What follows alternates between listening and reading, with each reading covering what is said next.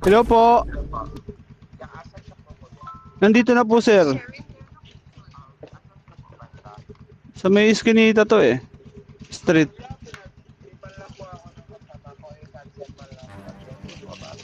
Ano? Cancel? Aray mo. Paano yung gasolina ko nito? Aray ko. Pick up tayo ng pasero dito mga paps.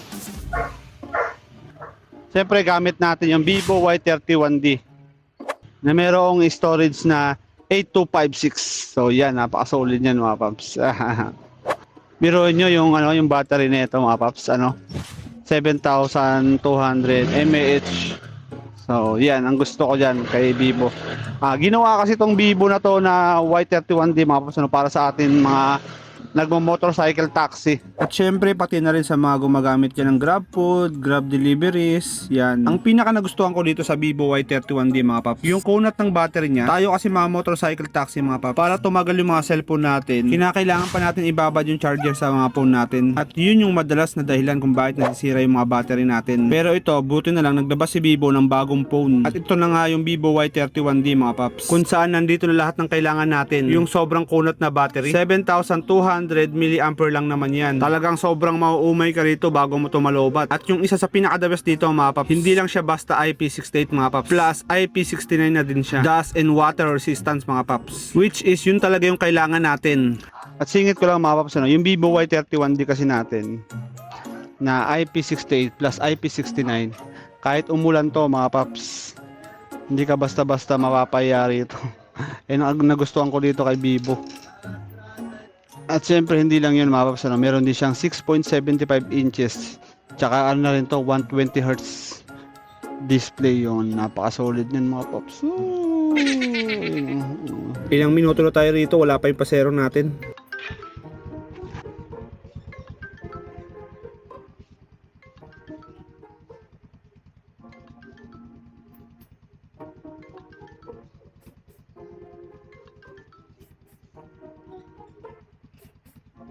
Hello po. Nandito na po, sir. Sa may iskinita to eh. Street.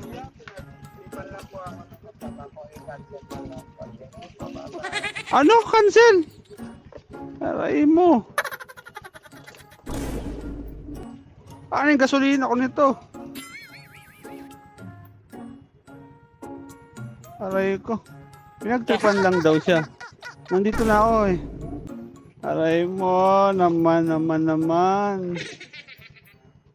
Ang layo ng pinanggalingan ko.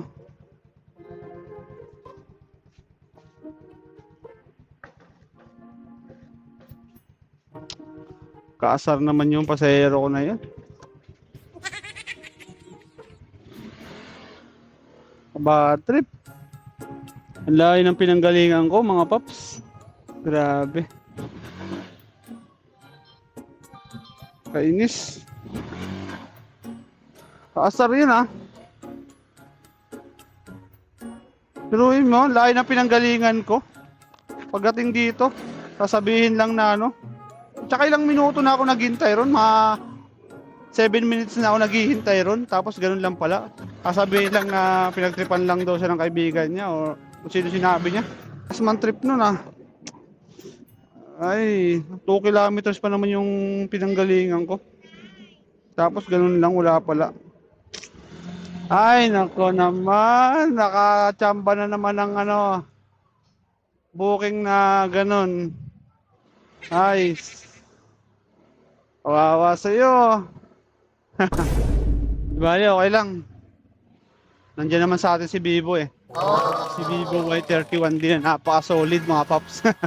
Nga pala mga paps, itong battery ng Vivo Y31D ay sobrang kunat talaga. At talagang masusulit nyo rito yung battery na 7,200 mAh. Kaya kung pakunatan lang ng battery, itong Vivo Y31D ang isa sa pinaka-solid talaga. Bali, bumiyahe ako ng 6 AM ng umaga at ang oras na ngayon ay 1:27 ng tanghali. At ang battery na nakonsumo ko lang ay 26% mga paps. Kaya nga kahit hanggang bukas ka pa bumiyahe, kayang-kaya sumabay talaga ni Vivo Y31D. Paps, kung naghahanap ka ng phone na matagal malobat, ito, Vivo Y31D.